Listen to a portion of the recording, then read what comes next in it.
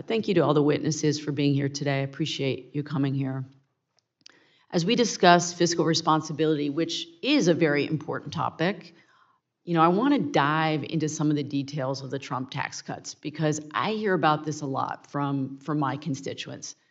So the tax cuts enacted under the first Trump administration were skewed to the very wealthy.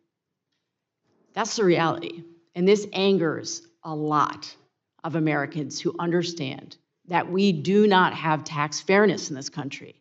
And because of that, it's not just that the economy suffers, it's not just that the deficit increases, but the health of the democracy suffers. And American families struggle because of this. And it's estimated by the Center on the Center on Budget and Policy Priorities that 2025 households with an income in the top 1% will get on average a tax cut of over $60,000.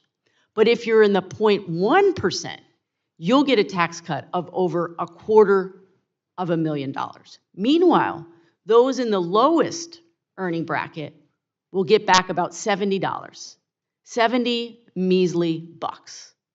So flashback to 2017, Trump officials claimed that at a minimum, the law would lead to a $4,000 increase in household income.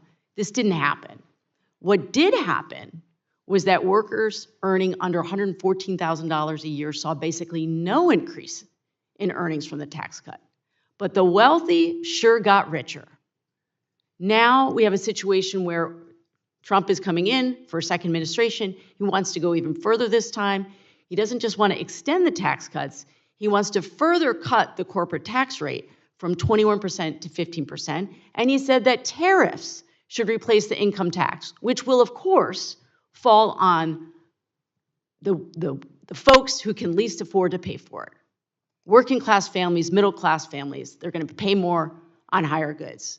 I don't think that most Americans want a trade war that's going to drive up the cost of groceries and other household goods. They want us to make life more affordable for them, not more expensive. So yeah, I think we should talk about fiscal responsibilities. My colleagues have spent decades pushing deficit-funded tax cuts that benefit the wealthy and corporations. From the Bush tax cuts and the Trump tax cuts, we've talked about it here, it has increased trillions and trillions of dollars to the debt. Americans do not want cuts to Social Security and Medicare. They don't want cuts to food programs that feed hungry kids. They don't want cuts to Medicaid that helps seniors afford care in nursing homes. What they do want, they want tax fairness. I hear this over and over again.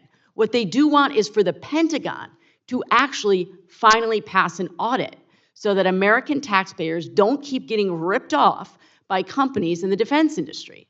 What they want is for the wealthy to pay more and for them to feel like there is some fairness here. In 1973, the top 1% took home 9% of the income in the US. Today, the top 1% takes home nearly 27% of the income in the US. Again, from 9% in 1973 to 27% today. This gross economic disparity is terrible for individual Americans. It's terrible for families. It's bad for the democracy. It erodes civil society. They just want fairness.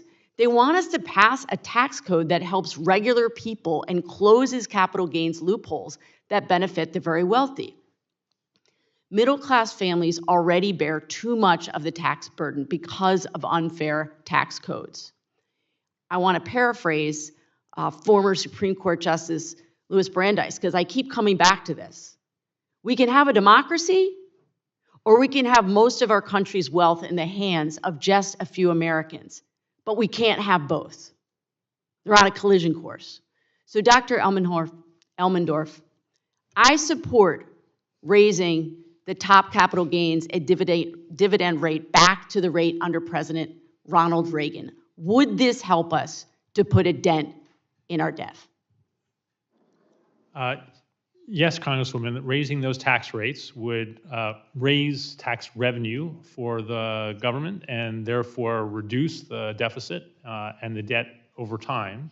But again, I would repeat a caution from earlier, which is that the amount of the benefit there for the government's budget outlook would be fairly small relative to the overall imbalance that we have all been talking about. It's certainly not a silver bullet, but it goes to the issue of tax fairness. I think it goes to the issue of tax fairness. I don't know the specific numbers you've been referring to, but you are correct that income inequality has increased substantially over the last several decades in this country, and that an important counterweight to that is the progressive nature of the tax code. And the 2017 Tax Act gave particularly large benefits to higher income people relative to lower income people, and an extension of that would have that same effect again. I thank you for being here. I thank you all. I thank the gentlelady, and now you have 5 minutes to my friend from Kansas, Mr. Estes.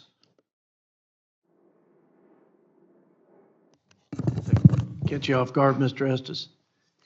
Thank you, Mr. Chairman. I appreciate the opportunity, and thank you for our witnesses for joining us today. I do want to increase or